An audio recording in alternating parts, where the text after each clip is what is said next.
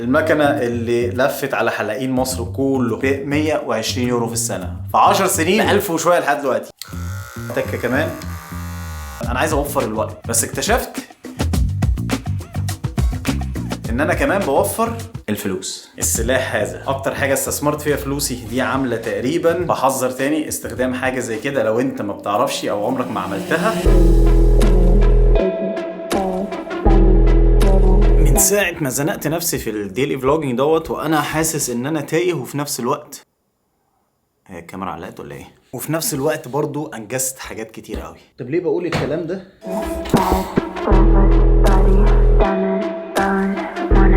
الحاجات برضو اللي انا دلوقتي تهت فيها صلاة الجمعة. انا عامة يعني الحمد لله مش بفوت اي صلاة، الحمد لله. يعني انا متأخر على صلاة الجمعة ولكن الحمد لله هوصل بدري والحق.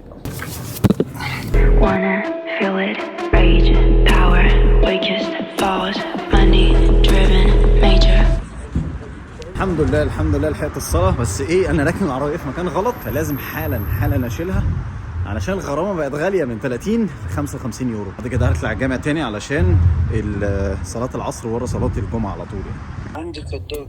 اوكي، صلاة العصر خلاص انا صليت الجمعة الحمد لله. وصلاة العصر يعني هو احسن حاجة في المانيا ان صلاة الجمعة بتبقى يعني الاذان الساعة 12 ونص، هم بيعملوا صلاة الجمعة بداية الخطبة 1 ونص، بعدها بساعة عشان معظم الناس شغالة، فواحدة ده وقت البريك او 1 ونص الناس بتخرج فيه يعني. وصلاة العصر في ميعادها اللي هو 2، فانت بتخلص صلاة الجمعة وبعد كده ايه صلاة العصر وراها على طول. وده شكل بوابة الجامع.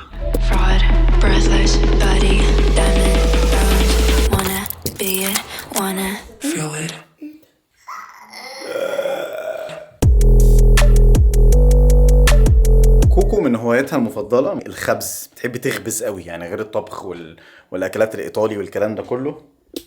تاخد كوكي، فعامله لنا بصراحة كوكيز طعمها روعة روعة، والكواليتي دي اللي هي الهوم ميد ديت في السوبر ماركت بتبقى اضعاف الكوكيز بتاعت اللي هي الانتاج الكبير، الاحجام الكبيرة او الاعداد الكبيرة. بتبقى مثلا ممكن تجيب العلبة بيورو، يورو ونص، انما تجيب حاجة كده هوم ميد وبنفس الحجم ده ممكن تعمل 5 يورو 4 بس. فاهم قصدي؟ تاني حلوة. ماما عملت حلو. جميلة. يا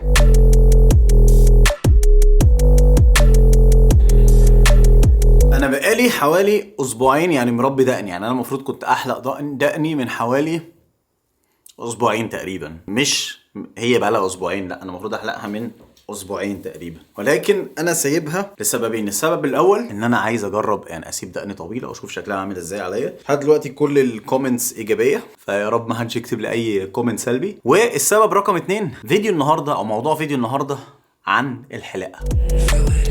من حوالي بالظبط 11-12 سنه وانا بحلق دايما دقني وشعري بنفسي. يمكن دقني انا بحلقها من قبلها بكتير.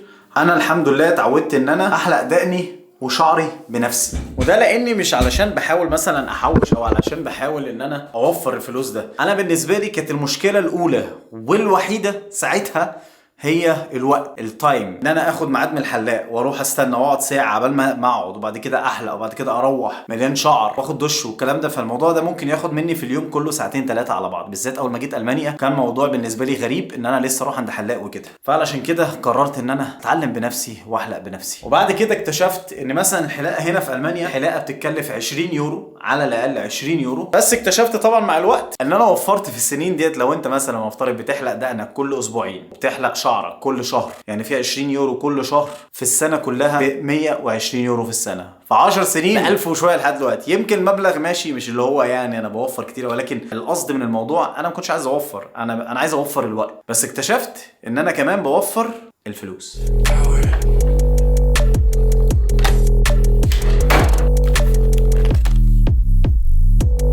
علشان كده انا في فيديو النهارده انا مش هعلمك تحلق ازاي، ولكن انا هوريك المعدات اللي انا بستخدمها وازاي بحاول اقضي الحلاقه بحيث ان انا انجزها تبقى سريعه في اليوم، في نفس الوقت برضو بتبقى ايه زي ما نقول مرضيه. طبعا مش تبقى بروفيشنال زي الحلاق، ولكن بتقضي الغرض وبتديني وقت رهيب جدا في اليوم لو انا مستعجل او ورايا اي حاجه او عايز انجز بسرعه. رقم 1،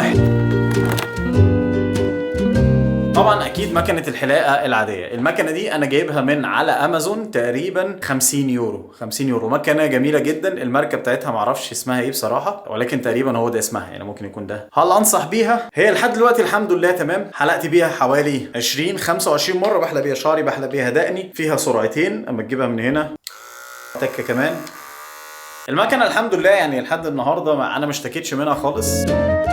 مكنه رقم 2، المكنه اللي لفت على حلاقين مصر كلهم. المكنه دي انا جايبها من مصر بحوالي 600 جنيه او 500 جنيه تقريبا. هي دلوقتي زادت، هو كل ما بنزل بتزيد. يعني انا اول مره جبت مكنه زي دي جبتها ب 200 جنيه، المره دي جبتها ب 600 جنيه تقريبا. المكنه دي في حلاقه الدقن والتحديد ما شاء الله مكنه جميله جدا. دي اول حاجه ببدا بيها الحلاقه. يعني مثلا انا لو حدد دقني زي كده، فانا اقوم عامل كده زي كده، ان انا اعمل بيها الخطوط الاول اللي انا هحلق عليها، وبعد كده بقى ابدا احلق تحت، احلق فوق، اقصر. فبصراحه مكنه جميله جدا. زي ما نقول ايه، اكتر مكنه بستخدمها في اليوم. انا ممكن استخدم المكنه دي كل 3 4 ايام، بحيث ان انا اشيل اي زوايد من هنا، وهي في نفس الوقت احدد بيها لاينز. مكنه رقم 3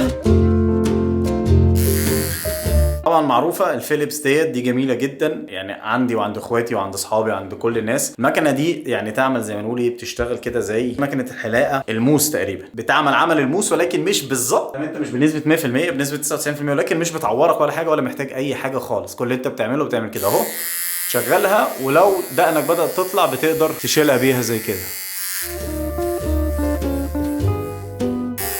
تقلقوش انا مش بوظ دقني، انا هحلق دقني دلوقتي، فعلشان كده بوريكم بتشتغل ازاي. طبعا يعني هي بتشيل على الجلد، ولكن زي ما اقول بنسبه 99%، والموس بتشيل ب 100%. علشان كده نيجي للمكنه اللي بعدها،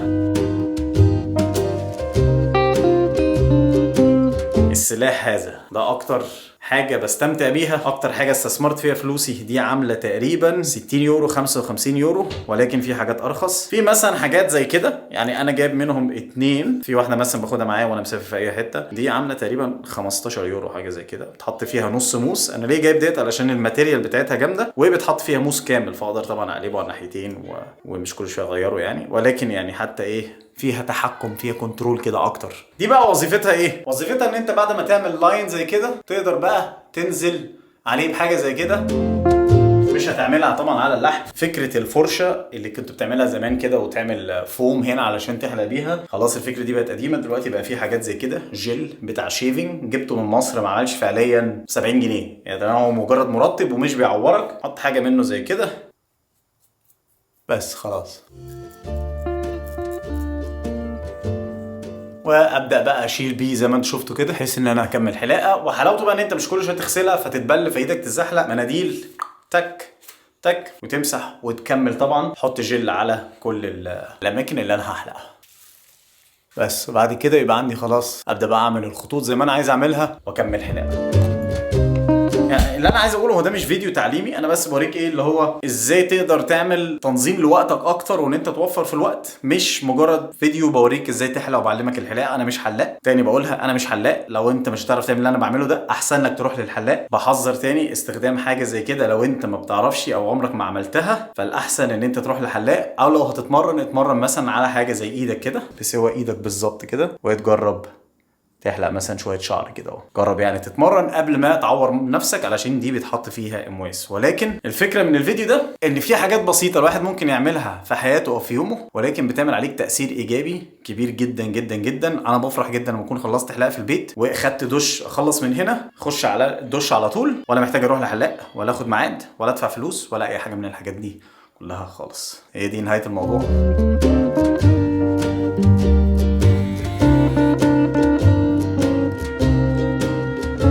الموضوع خد مني بالظبط 10 دقايق، خلصت هنزل. العربية حرفيا مجمدة. رايح الساعة 9، عندي ميعاد العب تنس لحد الساعة 11 بالليل مع حد لعيب يعني كويس. ولكن اللي انا عايز اقوله ان انا مش شايف اي حاجة خالص.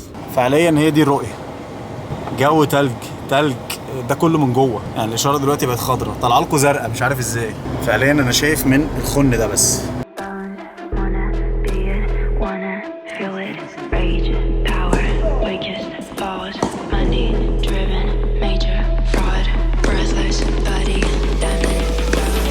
بعد ما خلصت لعب التنس الحمد لله حطيت على الراجل.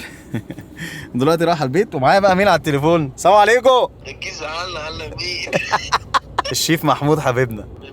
ماشي، انا قدامي 20 دقيقه وابقى في البيت، فانا هدردش ال 20 دقيقه دول مع محمود، مش هصور فيهم فلوج. محمود اهم من الفلوج، صح يا حوده؟ ايوه يا برنس، عيب عليك. ماشي محمود، لو انت هتختم الفلوج هتقول ايه؟ الدنيا وحش. ايه يا عم ايه يا عم الكلام دي؟ Big dog status, I'm a big dog, bitch. I pull up on the block in a big Corvette, yeah.